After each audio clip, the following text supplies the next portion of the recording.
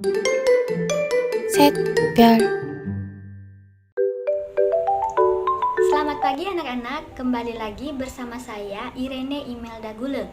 Nah, hari ini kita akan belajar hal-hal menarik lagi. Baik, kita akan belajar tentang IPA KD 3.6 menerapkan perpindahan kalor dalam kehidupan kita sehari-hari.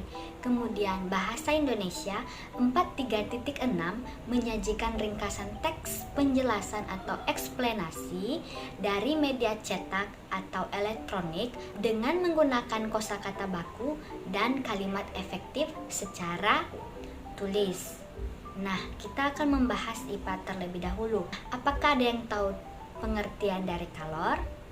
Iya, kalor merupakan perpindahan panas dari suhu tinggi ke suhu yang rendah.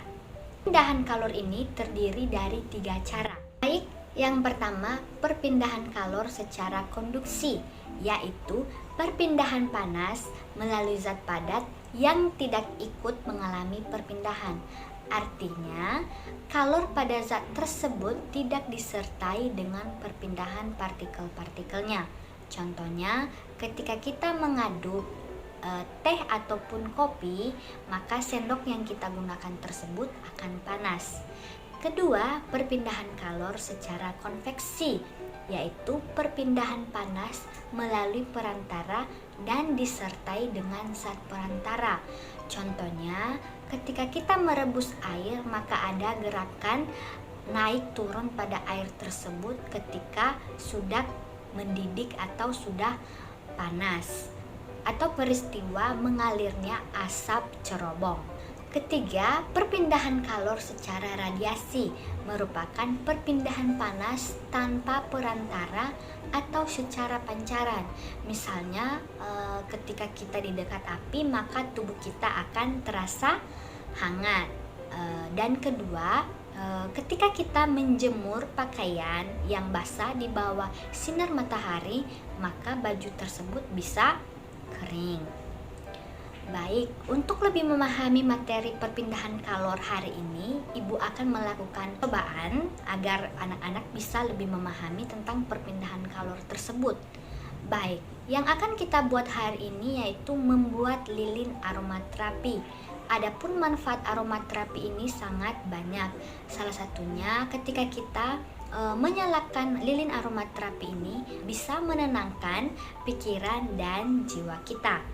Baik, tanpa berlama-lama lagi kita akan membahas apa saja bahan-bahan dan alat yang kita gunakan untuk membuat lilin aromaterapi ini. Baik, alat-alat yang akan kita gunakan dalam pembuatan lilin aromaterapi ini, yang pertama talena, pisau, sendok, toflen atau wajan, wadah yang terbuat dari aluminium, benang kasur, tusuk gigi, gelas transparan, dan kompor.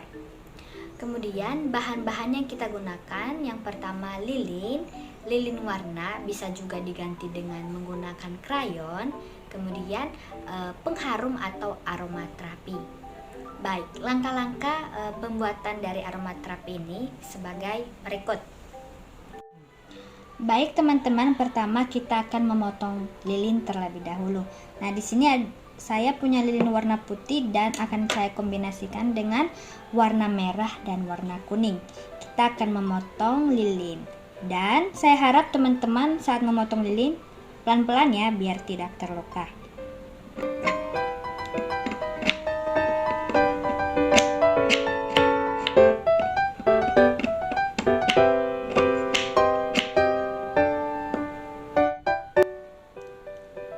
Selanjutnya kita potong lilin warna.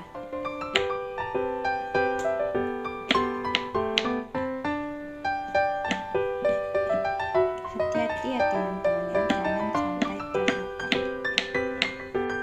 Kemudian langkah kedua, kita memanaskan air di dalam teflon ini.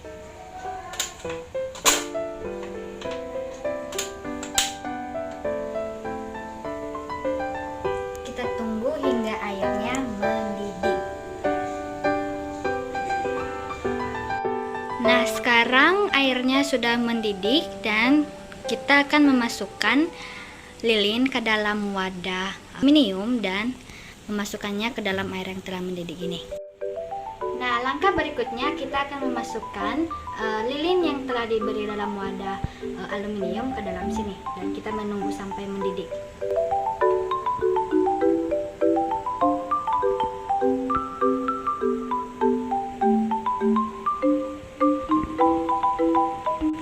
Nah, kita menunggu lilinnya sampai mencair ya teman-teman. Kita bisa melihat di sini lilinnya sudah mulai mencair.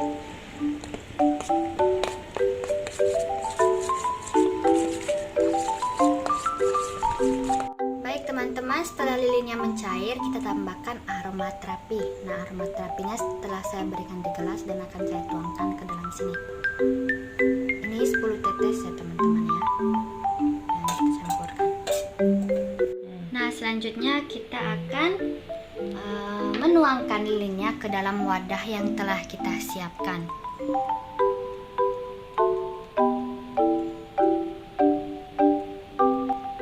Baik teman-teman, langkah selanjutnya yaitu memberikan tali pada lilin kita. Kita menggunakan tusuk gigi.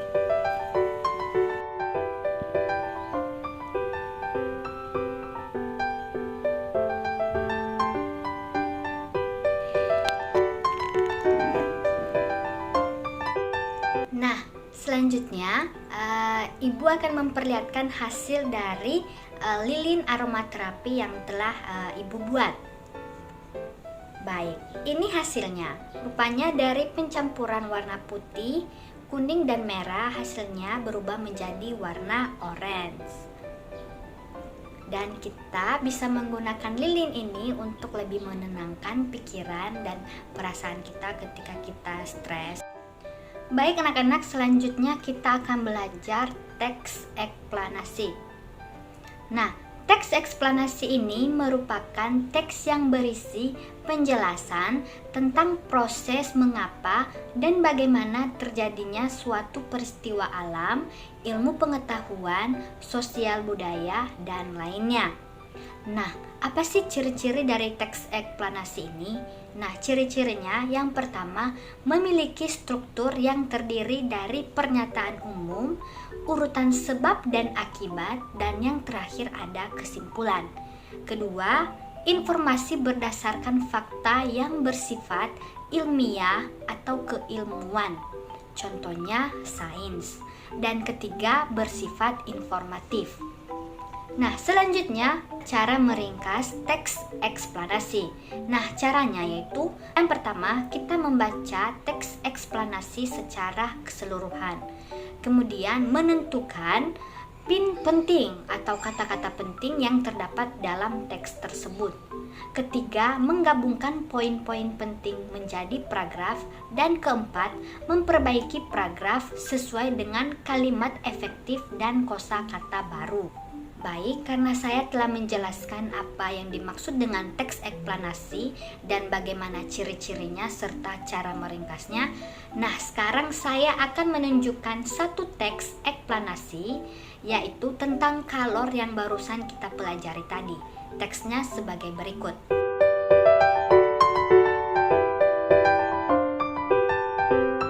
Nah, Ibu meminta kalian untuk meringkas teks ini dan mengirimkannya kepada ibu.